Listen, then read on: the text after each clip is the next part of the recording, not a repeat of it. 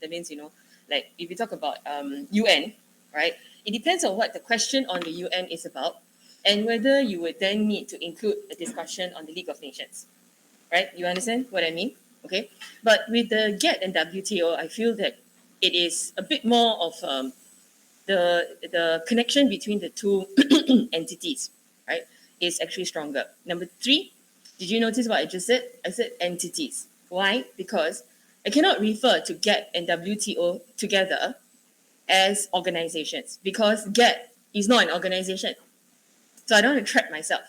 And I do not want you to make that mistake also because there have been several students, right, in the past who forget and tend to, wow, very hard to talk with a mask on, because it's non-stop.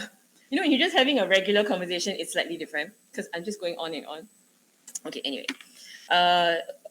Because GATT, I noticed that students tend to forget and refer to GATT as a organization. GATT is not an organization, it is a regime. Do you remember? GATT is a regime. All right. So even if you are referring to them together, right? I think I better hold this just in case it doesn't pick up enough in the recording. Even if you are referring to GATT and WTO together, right? Please do not make the mistake of referring to it as regime. Okay. All right. And give due credit to GATT. Number 4, very important, right? Because unlike other organizations, right, GATT was simply a regime. Remember, it took over the place that was left by the stillborn. Remember the stillborn ITO, the International Trade Organization. And I like to use the word stillborn because that means it didn't even come to fruition to start off with, right? So the logic is that it was simply a regime, but it bore the burden of a trade organization. And it was the only trade organization that was created it was the only trade entity or trade regime that was created, right, in that period. And as a result of the Bretton Woods Conference, it came out from the Bretton Woods Conference, right?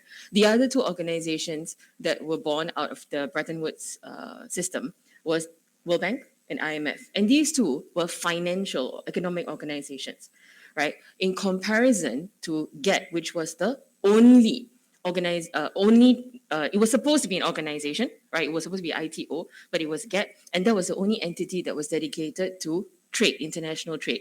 Number 5, right? What is the important thing down here? What is the role and function of a trade entity like GATT or WTO?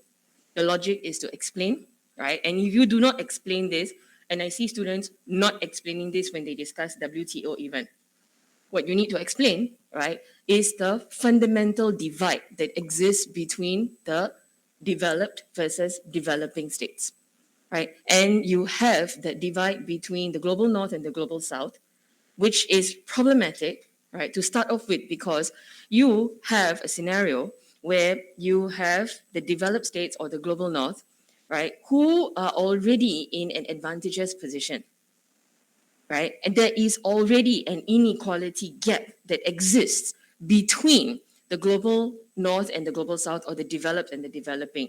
If in any exam answer on WTO or GATT, if you do not include a discussion, right, that presupposes the advantages that the developed nations or developed states already have, right, it is going to be very difficult for you to justify the explanation, right, that is related to the different negotiations in the different rounds, particularly the Doha development round, right? Because if you don't explain that, right, then you cannot explain the difficulty, right, in the Uruguay round and in the Doha development round, because the logic is that is the contentious point between the two sets of states, right? And that goes back to the original intention of establishing an organization like WTO. It is, remember that analogy that I use? In the world jungle of trade, you have the larger states, right, that would eat up, dominate, right, over the smaller states. And without an organization or a regime to regulate trade, international trade, you are not going to be able to you're not going to be able, the curse of the cough is back, huh? You're not going to be able to overcome, right, this inequality or this discrepancy. And then this is also helpful for the conclusion, right, of any answer on WTO or GATT, because the logic is, and particularly WTO, because the logic is this: since its inception, right, that means if you're looking at from the time of from GATT, right, in the 1940s, right up till today, has the divide between the developed and the developing states actually dissipated? Has the gap between the two, has the discrepancy, has it gone away? Are the developed states still in an advantageous position? Yes, right? You still have the core states who are behaving in an extractive, exploitative manner with regards to the developing states, or the peripheral or the semi-peripheral, right? And that impacts on what? What does it impact on? If the inequality gap continues to remain, what does that impact on? What does that impact on? What does that impact on? That means what is the outcome? If you continue to see this gap, right, between the developed and the developing states in terms of trade, what is a possible outcome? Anyone?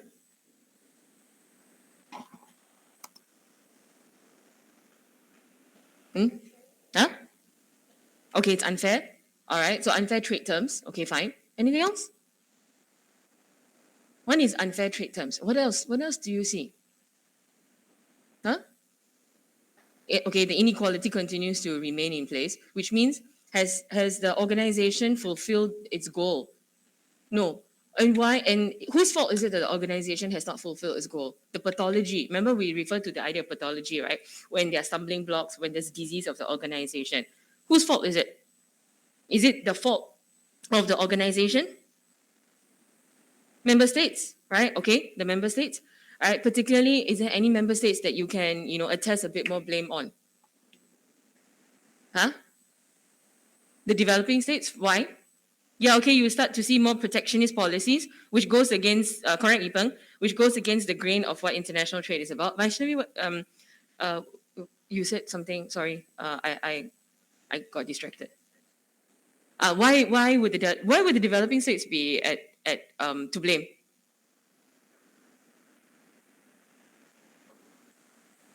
Okay, in particular, when you talk about developing states, with regards to organizations like this, is there something that is problematic with the definition of developing states?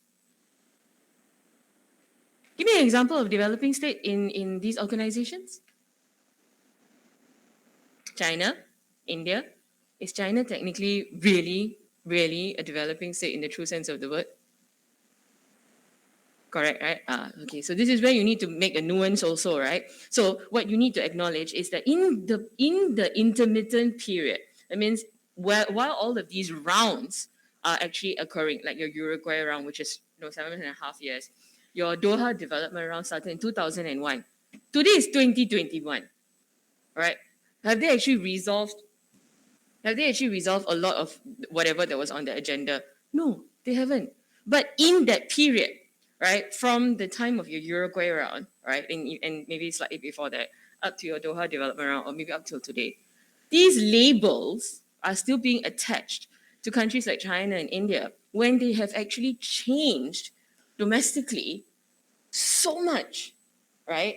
I don't know whether you remember. Okay, do you remember those people who were in the intro to political science class a while ago? We watched that video on the Kyoto Protocol, and they were all handing the scissors to each other. You remember that video? They were all handing the scissors to each other. That cartoon video that I like, right? And you remember even in that video also, you will notice the cartoon will show you the coins going into China and India, the flags, right? And they become bigger and bigger, right? Borrow from that idea, right? The amount of changes, right, these states have actually undergone is unexplainable, right? And yet they are still being labeled as developing, right? And in contrast, they are still extracting or attempting to extract concessions, right? Or they're attempting to use this developing status label, right, in order to gain in the negotiations. And likewise, right, when you look at the developed states also, right, the developed states also want to bring on other, things onto the agenda. Like most recently, you will find that when they were negotiating in the Doha development round, and there were so many obstacles to it, right? The developed states actually wanted to bring on things like e-commerce and government procurement, technological advances, and technology, and so on. And the developing states, in particular, because I was checking out the discussion on India, and India said, no, we're going to oppose all of these discussions because you come and discuss, what was on the Doha development agenda first. Come and discuss how we're going to negotiate this logic of agricultural production, and in particular rice and so on, right? Because it has direct impact on the farmers, which is a large lobby group, right? Which is a large group, right, in India as well, right? So the logic is that you have a discrepancy that exists between the developed and the developing, right? Within the developing states also, they are not all on the same page. You understand? So in any exam answer, right, if you do not highlight the differences between the developed and the developing in this context, right, your answer is going to kind of fall flat because it doesn't capture the difficulties associated with the functioning of the organization. Do you understand the logic now here? Right. Then if you do end up talking about, or criticizing the organization, your criticism is like baseless because you have not established the rationale behind your criticism. Then you're basically just, laying you're just basically laying flat, right? The blame, onto the organization, claiming that it's, it's bureaucratic pathology. Do you understand the logic? Right? And it doesn't make sense, right? Then your answer is incomplete. Okay? You understand the logic now here, right? And this is the missing element, which is why I gave you that additional. I gave you that additional document on the core periphery, the semi-periphery, the idea of what is considered to be development, critical development, sustainable development, that logic there, right? Because that is to provide you with some bit of background, all right, to explain. This is the discrepancy that exists. You understand? Okay, all right, and the logic of the Washington Consensus, because that underscores, what are the principles and the practices that developing states have already undergone, right? How are they advantaged? That one is your background knowledge, right? That's why I gave you that thing, right? So go back, if you are still if you're still have not enough information, or you want to develop a solid paragraph, I think this would be good. If you ask me, right, I think these kinds of things, which are standard arguments, right, there means a discrepancy between developed and developing. If it were me, right, and I'm preparing for the exam, I would craft a sort of like a standard argument that highlights some of these things, which I can readily use in the exam subsequently. Or at least if you craft it, then you are somewhat familiar with how you need to structure the answer, right? And then you have a ready-made thing that you can just put in, right? Assuming that the exams are online. We don't know. I don't know, right? I still cannot tell. I know my foundation class likely will be online. You all, I really don't know because your exams are later. Your exams are what? They haven't released timetable or anything yet, right? But last year, when was the exam? Was it in May still? No, right? It was in May? Oh, it was in May. Okay. Because the previous batch, I think, was later, much later. So that means they're going back to the original. They're slowly shifting back to the original timing. I mean, the sequencing, the timeline already. We may end up having physical exams. I do not know. The original plan was actually to have, for next door, the SUSS, right, was actually the physical on-site exams, right? So we could actually go back if the numbers keep going down, right? You could actually see physical exams. So, like I always tell you, please, don't study for any of your courses with the assumption that it's going to be online. Last minute, if they say, sorry, we're having physical exam, you've got no time to go and remember all of these things. And we're already accustomed, including myself, right, to referring to stuff. Right? Even when I talk to you all, right, sometimes because I'm not in class, I'm not talking to you all like this, right? I'm also looking at my notes, right? So you understand what I mean? You will not be able to cram in everything at the last minute. Hopefully, I mean, for your sake, because we're already online for so long, we may have online exams. All right. Okay. All right. So that is why I wanted to talk about that, because that covers this logic here, or the effectiveness of the WTO. So subsequently, when I run through the discussion on the specific points, right, I can run through a bit faster because you already know where I'm going with the argument. All right, okay? Because I cannot go through every single slide because content is there. You get what I mean? I just want to pick up the important points to highlight to you all. The important thing here, right, is also this. Please do not approach the exams. I think I've mentioned this to you all before. Please do not approach the exams, right, with the idea, or approach the topics with the idea of, this is the way that you write an answer for this question. Or for this topic, because questions vary year to year. And if you are still going to have an online exam, which I had a meeting with the foundation program coordinator, and they were talking about, okay, since the exams are online, the trend of asking questions may also shift to more application style questions, right? So the logic is that content is there.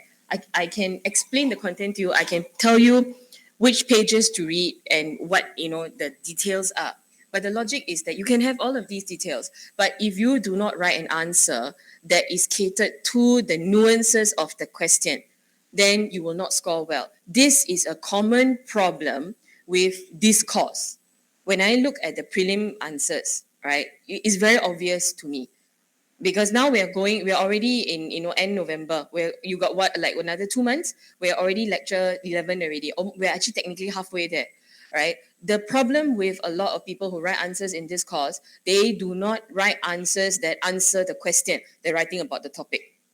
I cannot emphasize this enough. It's like literally verbal vomit of the material that is in the lecture notes or material that is in the subject guide, right? You need to pay attention to what the nuances in the questions are, and the questions are getting more and more tricky, right? So please pay attention to that logic, right? I always tell you, right, every single word in the question makes a difference to the eventual, interpretation of what the question is. Okay?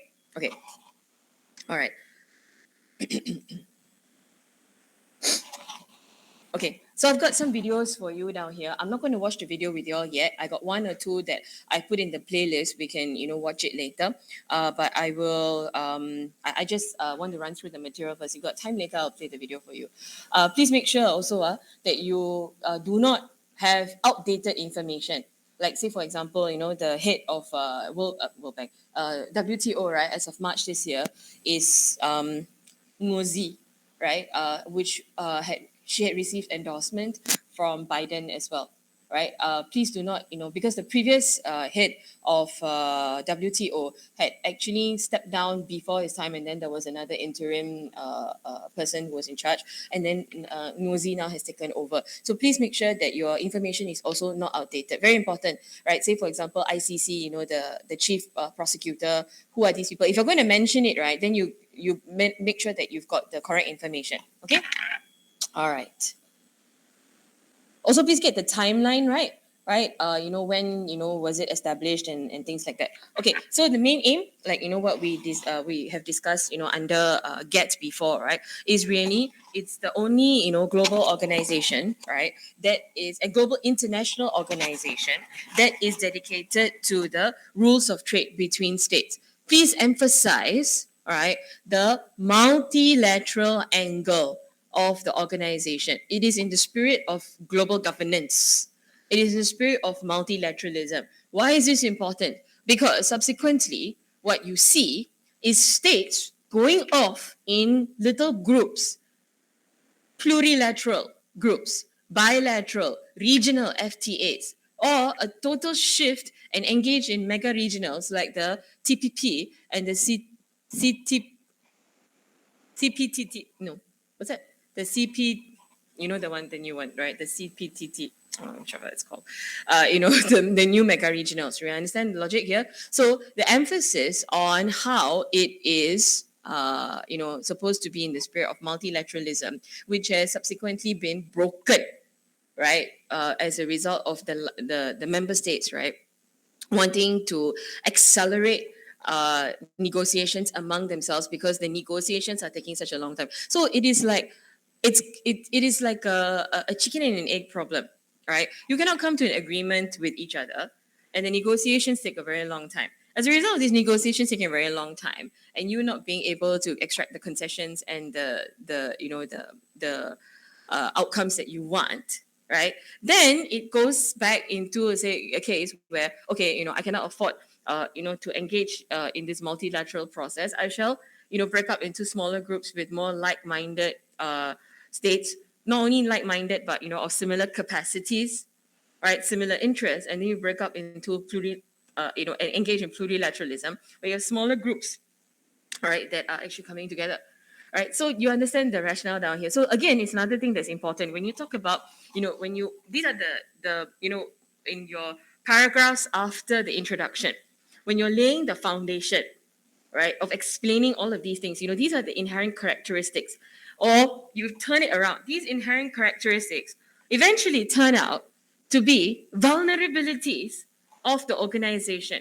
So when you want to critique the organization and you want to level criticisms, then you have already places foundation there already, right? So which makes the critique actually easier to deal with.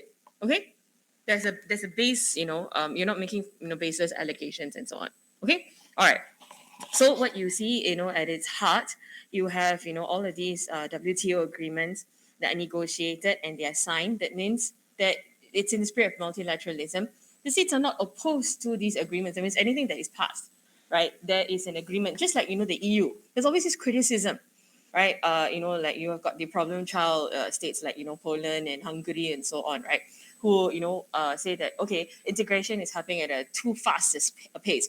We want to control the degree of integration, and we don't want to give up our sovereignty. But the logic is this: anything that is ratified in the EU, right, and becomes policy is basically agreed upon. It's consensus building, right? And the logic here, in the same logic applies here. So if it's consensus building, if it is all the states are agreeing on and then only they come to a decision, then the logic is that you are supposed to not be highlighting that I've given up my sovereignty, or it has negatively affected my sovereignty, negatively affects domestic policy and so on. It's something that's agreed upon, right? So states are looking for these loopholes and these gaps to exploit when they want to critique, or they want to escape out of want to have an escape clause in their agreements and so on. Okay, goal is to ensure that trade flows smoothly, predictably, as possible, right? And these are the main functions, like administering the agreements, negotiations, right? The trade disputes. I know whatever else you mention, right? Please do not forget to mention the settlement of trade disputes, right? Because that is a key aspect of what WTO is basically about. That's a key aspect, right? And that is something that the GATT did not have the ability to do so, because GATT was a regime. It simply functioned, right? And that's a key difference between WTO and GATT. The GATT also, it also heard disputes, but it functioned more as a forum.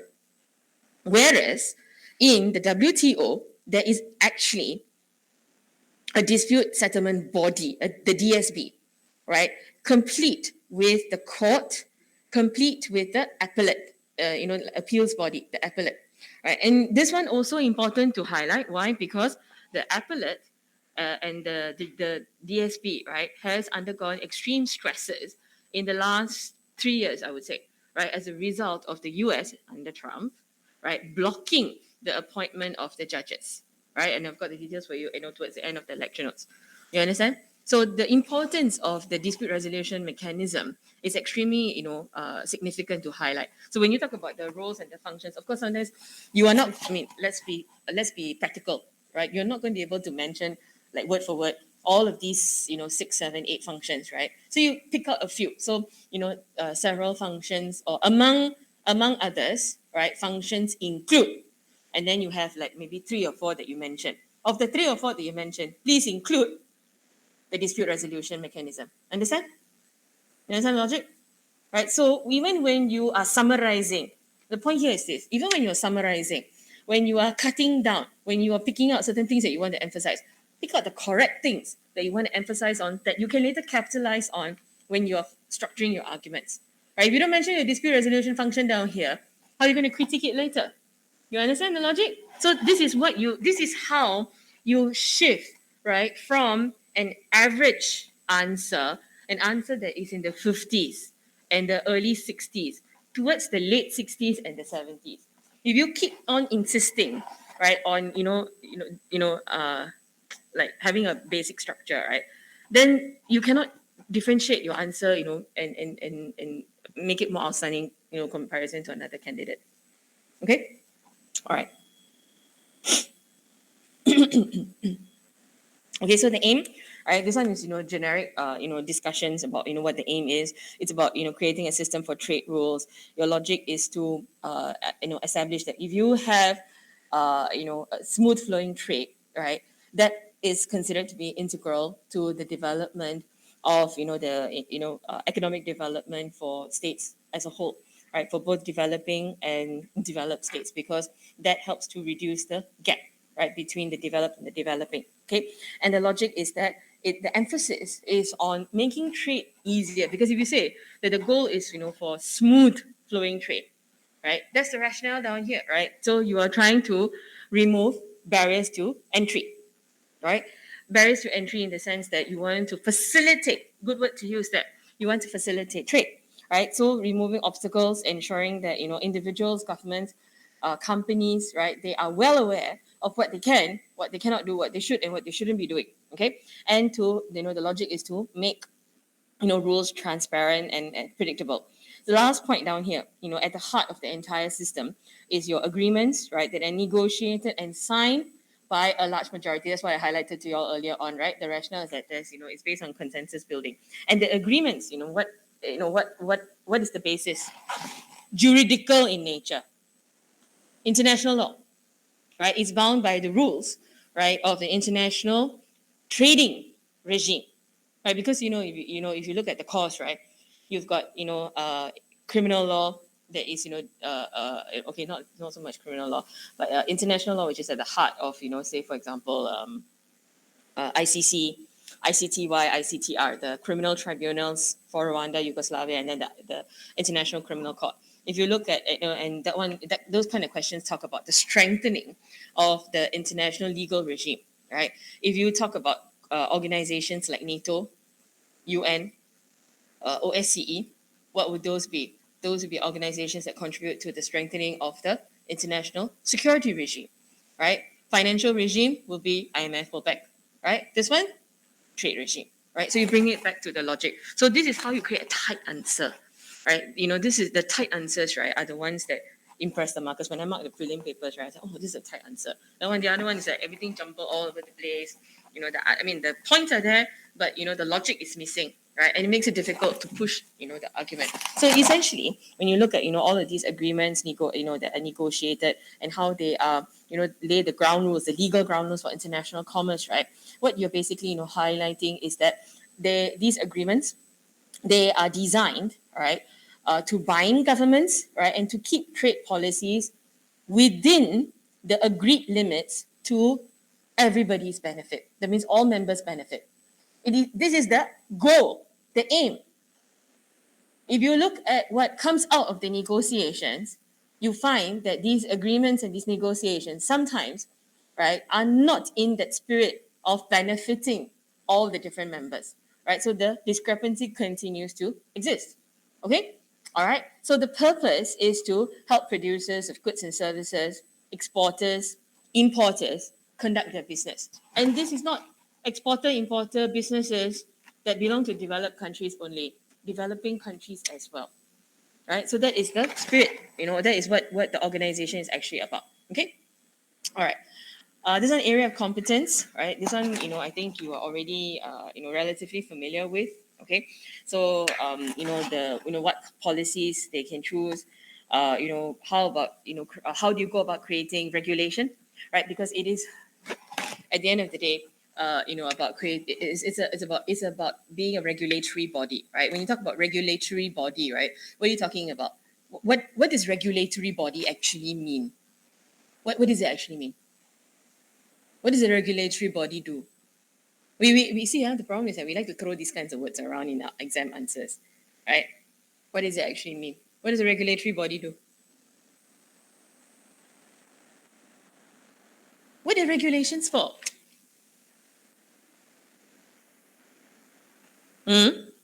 Oversight, rules based on legalities, right? So oversight, basically, that's what a regulatory body is, right? Why is it important to mention this? Does it have the capacity to function as this oversight? Does it have the capacity to enforce these rules? Are the rules legally binding? Do the states, agree to these rules and then subsequently try to find a loophole, right, to worm their way out of it? Developed states, because they are already of a particular stature, right? They sometimes are able to pay or compensate for opt-outs, right, in these negotiations, so that they will not be negatively affected, right, by the negotiations, or they feel that it won't harm the domestic economy, right? So that's why it's important to emphasize the regulatory body idea, right? Non-discriminate, the central principles, right, like non-discrimination, your most favored nation, national treatment, all of this, reciprocity, right? We discussed this under GATT, right? The discussion is available in that, set of notes, right? But I think it would be important to emphasize particularly the most favored nation and the national treatment. Remember what that refers to? Does anybody remember what the most favored nation refers to?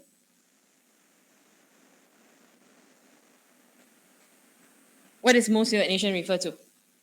Or the national treatment? Anyone?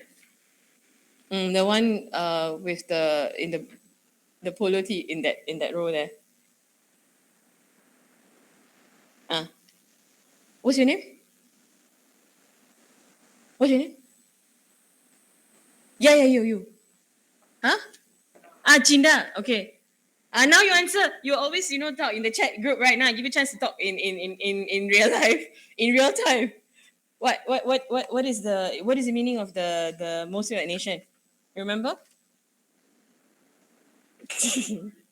Okay. No, the logic is that if whatever treatment, right, that is given to a product, uh, and if it is extended to one state, right, it must be replicated, extended to everybody else. You cannot play favorites. You cannot say that, this is my friend. I'll let him have lower barriers entry for him and for her, I mean, for that state, and not, for the other states, right? That's the logic down here, right? So please, okay, please go back, take a look at the set of notes on GATT, right? Or take a look at Kant's means and styles, because Kant's means and styles will have an explanation of these central principles. Or you can even just go to the WTO website, right? That explains his logic of reciprocity, right? And why is this important? So the logic is that don't just throw these answers or these points, right, into the answer. We want to explain why are these important. That means what is the intended outcome, right, from these principles. You understand the logic? You just dump it there in your answer, right? It doesn't contribute to enhancing the quality of the argument, right? That means is that this is what Marcus will say. Yeah, okay, the argument is mentioned, right, but it is not developed because it doesn't contribute to any real understanding, right? Or it doesn't contribute to the development of the answer. Okay, all right. So actually, Chinda, it was on the next slide. The basic explanation was on the next slide, right? Generally treating goods or services, right? It's not just goods anymore, because with WTO, as the rounds went by, right, they started including services also, which became problematic because how do you quantify and accurately explain the logic behind legalities regarding services? Goods, you can more easily identify what the boundaries of the services, I mean, the boundaries of the rules are, right? But with services, it becomes a little bit iffy, right? Okay, so the logic is that, you treat goods from all trade partners the same way, right? And then basically, you treat imports no worse than domestically produced goods. So the idea here is not to have partial treatment, right? That means you do not end up promoting, right, your domestic productions or your domestic goods, right, at the expense of your imports, right? That means make it more favorable, and push, that's what protectionist policies are basically about, right? At the heart of protectionism, you're actually trying to push your own domestic produce, right, vis-a-vis those that are being brought in, correct? The foreign goods, correct? So it goes against what they're trying to do is eliminate this idea of protectionism, because if you look, right, at the global trade regime or the global trading system over the years, you will notice, right? And I think I sort of mentioned this to you all last week. There are many waves, right? You have a scenario of say for example from the interwar period, right, the 1930s, right, Great Depression. how did states generally react towards trading? Protectionist or open? Huh? Protectionist, right? Then after that, in the post-war period, when you had Bretton Woods, what did they decide? We cannot afford to be protectionist anymore. We need to engage in free trade. Then after that, you have a couple of years. Then you have your great inflation, stagflation, your oil crisis of the 1970s, right? And very high levels of very low levels of economic growth, high levels of inflation. What do you say? Start doing it. What do you say? Start doing it. Engage in protectionist policies, because it becomes a case where there's low level of growth, very high prices. So you want to protect your domestic industries and economies. Come to the 80s, right? It goes back into this 80s and the 90s, right? It goes back into rolling back of the state laissez-faire, and then what happens? You've got it culminates in things like your 1997 Asian financial crisis, which is basically a scenario of allowing the invisible hand of the market, Adam Smith, the invisible hand of the market, regulating by itself. You've got the bubble, the property bubble, and so on. Irresponsible lending, right, which eventually required states to bail out the banks and the businesses and so on. Then after that, you go back to hedge fund crisis. Was that the other one? What's the other phrase? Hedge fund crisis or subprime crisis, 2007, 2008, 2009 in the US, right, which precipitated another round, right, of global recession, right, which was largely again a result of bad loans and irresponsible decisions that are being made, right? So that's why you see it's important to look at the timeline. You've got waves, right, and how states, if left unregulated, right, if left unchecked, if left to their own devices, right, will engage in these kinds of policies, right? Okay, so that is the rationale down here. This is why it becomes important, right, to have all of these principles enshrined. And remember what regimes and what institutions are all about. It is practices, principles, norms, decision-making procedures, right, around which actors' expectations converge, right? That is your standard definition of regimes, right? That means we sign the treaty. I expect you to follow. You expect me to follow, right? That's the rationale behind the regime. Okay, simple, right? Not difficult to understand. Okay, all right. Then you look at the institution. What time is it? Okay, still got time. Okay, then you look at the institutional origins. Okay, so very simply, what you want to highlight, like I said, when you refer to WTO, right, you want to make mention of GATT, right? So the smooth, discussion in your answer, like it grew out of the Uruguay round, right, which was under the GATT, right, and what you want to highlight is that the first few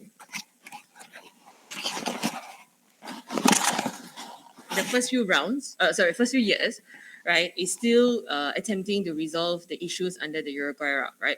I think maybe what you can refer to is refer to that as an agenda, right? So the agenda of the Uruguay round, right? The agenda of the Doha round, and so on, right? Agenda, right? That means these are all the different issues, the different, items, right, that are up for negotiation, right? Or in each of these rounds, okay? So what is important when you talk about the agreements, right? When you want to understand what the foundations of WTO are, you've got the updated general agreement. Then you've got the agreement in trade in services, okay, which is the one that I highlighted to you, becomes a little bit more difficult to negotiate. And the one that was the most difficult to negotiate was basically the one on the intellectual property rights, because the basic question is that what does this actually mean and what are the implications for it? Okay, all right. So let's look at the TRIPS in particular. All right, this one is to do with the property rights. Okay, so when you look at the TRIPS, right, it is one of the most popular, also the one that attracted a lot of attention and subsequently criticism, right? So it received a lot of attention in the 1990s because basically you're looking at the logic of globalization. What is it that we are so interested in as an outcome of globalization? The movement of people, labor, capital, goods, services. Then you have a driver of globalization is what? Communications, technological advances, technological transfer, right? And that is where this idea of intellectual property rights becomes relevant as well. Okay? All right, so that is why you want to discuss this, right? So the logic here, right, is that you're looking at what are the different drivers of globalization, number one. Number two, how do these drivers of globalization then affect, right, the functioning of the organizations that you're referring to? So this is where this can be, this framework can be applicable to any other organization that you're examining in this course. If you talk about globalization, what what about globalization? Often we just say, oh, it's an effect of globalization. Globalization has costs and benefits. How does it affect the functioning, right, of the organization? The connection often is lost. So let's just dump in the idea of globalization. Out of nowhere, you got paragraph, right? And the marker or the reader, right, is trying to reconcile. And you should not. I mean, this is something very important, and I've emphasized this to you before. Please do not write in such a way where the marker has to make the connections, for themselves. Give you the benefit of the doubt in the sense that I as the reader, right, have to infer and say, student must be intending to talk about this, and therefore has this paragraph here, and I make the connection myself, right? You will not be able to score well like that. So that means, according to you, this is where I get students who come back and say, I wrote a lot. I wrote the correct things, but how come my grade is still 50 or 50 something? It's because of this. It's because the connections are not well made in the answer. All right. So the original, institutional architects of GATT, right? They were concerned with what? Basically, movement of goods and services, because you're talking about the 1940s, 50s, 60s, right? Subsequently, only all of these issues started cropping up, with the subsequent, rounds and the agendas, right? Now, right, in the 21st century, right, in the 1990s onwards, 21st century, right? What are you concerned with? The movement of ideas and knowledge across borders. So no longer restricted to goods. No longer just restricted to goods, is you added on services. Subsequently, you added on this other issue which can be more difficult to quantify, more difficult to regulate, the movement of ideas and knowledge across borders as a part of the globalization push. So like what I mentioned, the drivers of globalization, technology transfer, communications, and so on. Right? So that is where it complicates, the issue. All right. So this is, why you subsequently need to, think about, what are the different, problems that are going to be associated with regulating this, right? So you need to craft these international rules. Why? Because remember, like what we always say, the higher the level of interaction between states, right, the more that you're going to require, which is the basic function of IOs. You need to what do you require? Standardization.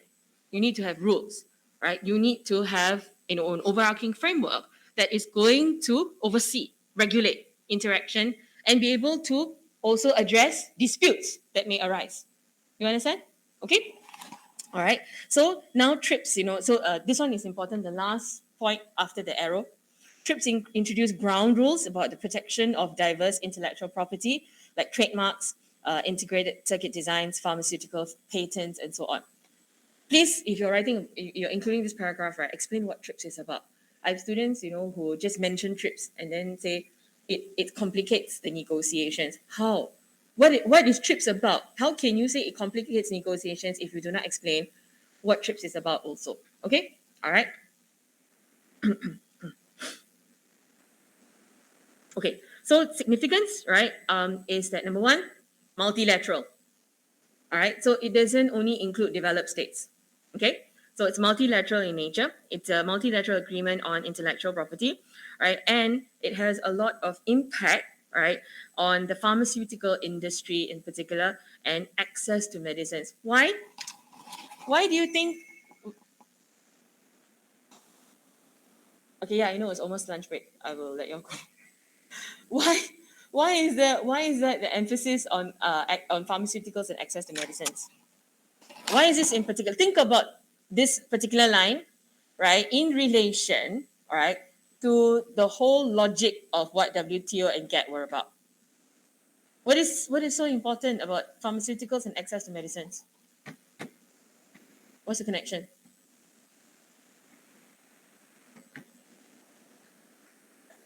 Ensure everyone is who?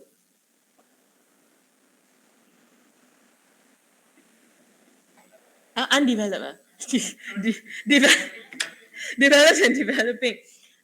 So don't say everyone. I mean, I know what you mean by everyone. All right, I know. Okay, but what I want to do is get into the habit of making sure that your statements are very clear. Leave no room for in- I know this because I got into so much trouble when I was in university. Every time the paper come back, so what? Question mark. What is this referring to? The answer is there. It's just that I'm not clear enough about it, right? Okay, so I learned the hard way. Now I'm telling you, right? Don't do this, right? Okay, yeah. So why is this particularly important? Why do you want to have to ensure everyone in developed and developing states have got access to healthcare and medicines and pharmaceuticals? Because who develops all of this? Who develops your pharmaceuticals and your medicines and so on? Who develops it? From where? Big pharma. Right, big pharma developed states, right? Who often have, what do they have? How is it that insulin costs so much in the US in comparison to, say, European states? Because you have price controls, they dominate the industry, they have patents, right? Your developing countries, they may have technical know-how, they may have technological knowledge, but are they able to produce that same medicines at a cheaper price in order to allow their citizens to access it? Problematic, right? Healthcare, public healthcare is a problematic industry or problematic sector, particularly in developing states, right? Because that is where, right, you have people who are unable, citizens, right, in developing states have difficulty in accessing, right, all of these goods and services. It may be something that is very easily accessible in developed states, not the same in developing countries. That is why specifically, right, we say that this impacts on the idea of the pharmaceutical industry and access to medicine, right? So for example, I'll give you one example, right? 2017, right? TRIPS agreement was amended to allow the rules of the global trading system to adapt to the health needs of the poor in least developed countries, right? Because also, another thing that you want to emphasize, I know it is quite like a not say discriminatory argument, but it's sort of like a bit stereotypical. But the logic is that in least developed countries or developing countries, right, the because of certain weaker institutions, quality of food, water security, food security, right, the impact of environmental practices can lead to actually poorer health levels like maternal health, infant mortality. This is something that we generally do see as a trend, right? Not to in opposite trend that you see in developed countries. Your first world problems like diabetes and obesity and things like that, right?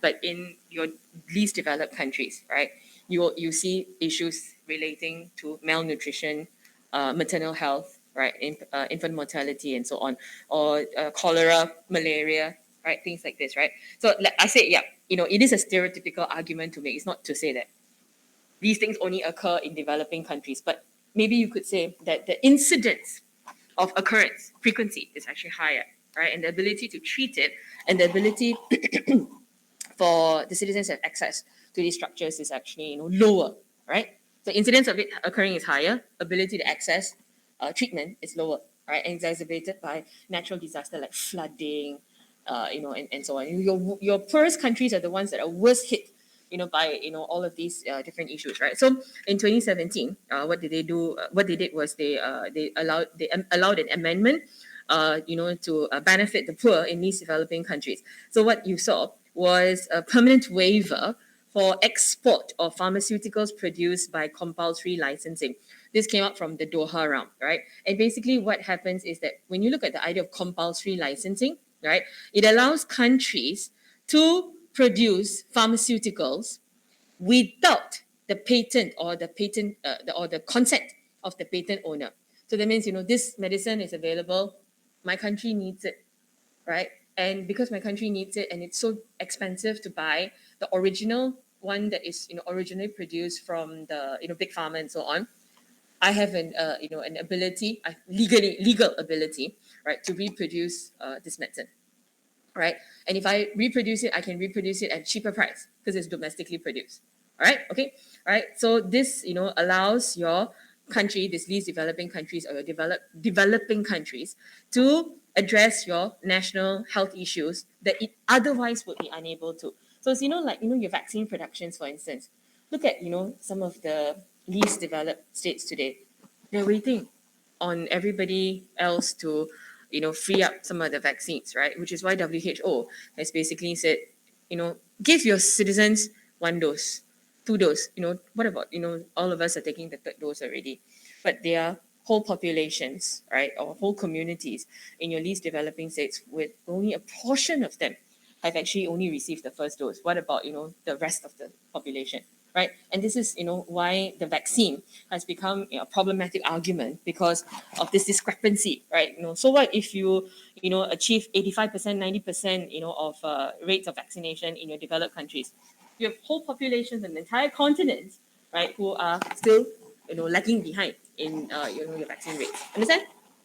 Okay, so this is why the trips was actually quite significant, right? Okay, so the point down here is this, right? And also allows a balance, right? Between the goal of providing incentives for inventions for new drugs and pharmaceuticals, as well as your affordable access, right? I think that's very important because when you talk about developing, what we are interested in is the ability for these citizens to access the products. All right.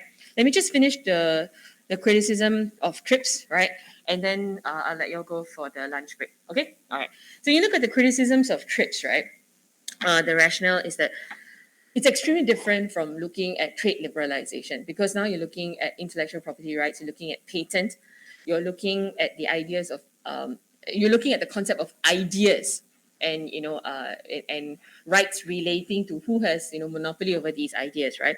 So the logic is that where does it fit in nicely and neatly together with the regular agenda of what a trade regime is about or a trading system is about, right? So it is easier to say, okay, we can regulate, the idea of subsidies and the production of rice and corn. How do you apply that same logic and that same argument to things like patent and rights of ideas and so on, right? So it's not so easy to integrate right into the idea of WTO and explain it in the same way and justify it like how they were able to justify trade liberalization. So if you read this article and a couple of other articles, I think I'm quite sure it's this one, they refer to it in terms of a centipede analogy, right? And the logic of a tripod, right? So you've got different, the WTO basically now rests on a tripod. That means the different legs. That's what a tripod is, right? If you've got like three legs, right? That's what tripod is, right? So if you look at it in terms of the GATT, the updated agreement, then you have got the GATT on the services, the service sectors, in 1995, which is the GATS, the GATS, and then the TRIPS, which is on the intellectual property rights, right? Which is a newer one. You will find that it is unbalanced because there's more development, there are more regulations, right? And it's clearer in relation to the first two, the GATT and the GATS. Whereas TRIPS, right, is not very, well developed, right? So TRIPS is shorter than the other two, right? And when you have the others now also becoming more and more complicated, you create an imbalance. So if WTO was resting very neatly and you have got even balance between the development of all these three different sectors, then it will be able to function without a hitch. With TRIPS now, there's an imbalance created. And with GATT and GATS, what you also see is rising imbalances because you would start to bring on several other items on the agenda that are environment related, labor standards. Again, how do you regulate labor standards? How do you regulate environment? Practically every single regulation on environment, right, has met with limited success. I will never say that it's not successful. I would always say it's limited success because remember, at the end of the day, if they're meeting, if they're discussing something, there's some level of progress because it is being laid on their table. It's being the agenda is being laid down, right? There is some attempts to resolve the discrepancies that exist, right? So if it's not well managed, if this tripod is not well managed, right, then it will develop into a centipede because what is the analogy with the centipede? Centipede has what is what is significant about a centipede? What's significant about centipede? What is the main feature of a centipede? And so, relating to this, from a tripod, you can develop into a centipede. Tripod has got 3 legs. Centipede has got many legs. So what is it? What are they trying? What are they trying to convey? You keep adding on and adding on and adding on several different sectors that become more and more difficult to quantify and add on to the original idea of what a trade liberalization regime actually is. Right? So it becomes, and if you have many legs, then what happens? It becomes, is it orderly or is it not orderly? Unwieldy. That is the analogy that's being used down here, right? So, it's not well managed, becomes unwieldy when more and more of these issues are being introduced. And then some critics will even ask, intellectual property rights, right? Is it a real trade issue or not? Those hardcore critics, right? Right. Of course, if you look at the medical and pharmaceutical industry, that example, I would say yes, it's a very big trade issue, right? Because it has to do with the access of a critical good, right? So of course, I would say it's a trade, it's a significant trade issue. But other hardcore, critics will say, the WTO is really about lowering trade barriers. It's about trade. It's not so much about production, because this one is really about production, right? The production, easy access, and about patents, right? So if you stick to the true meaning of what WTO actually is, right, then it's about lowering trade barriers and talking about market access problems, access to the market, making it. That means you continue to produce what you're supposed to be producing. We will make it easier for you to access this produced good. Whereas the TRIPS example that I gave you just now about producing the pharmaceuticals without the patents, right? That is no longer about accessing produced goods already. What?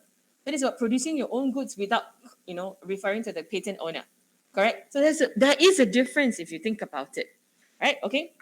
So another accusation is that TRIPS was incorporated into WTO to make use of trade sanctions against the user countries who use knowledge without paying royalty, right? Because if I'm using your ideas, then I need to pay you royalty, right?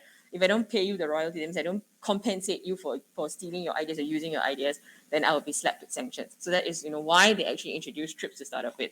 And some say that the nature of TRIPS and the nature of this IPR is so different from what WTO basically stands for, is that you cannot continue to justify it and say that this is part of trade liberalization, because it's a different issue area altogether.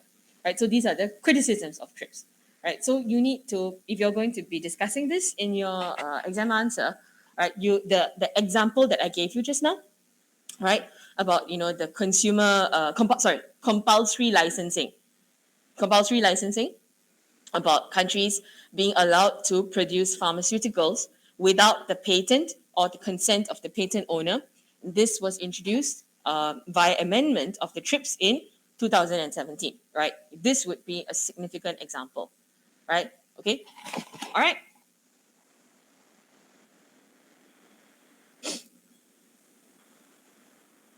Okay, let's take the lunch break. All right, so it's 1:07, 15 minutes from now, 17. What would be, okay, if I take it at 1:10, right?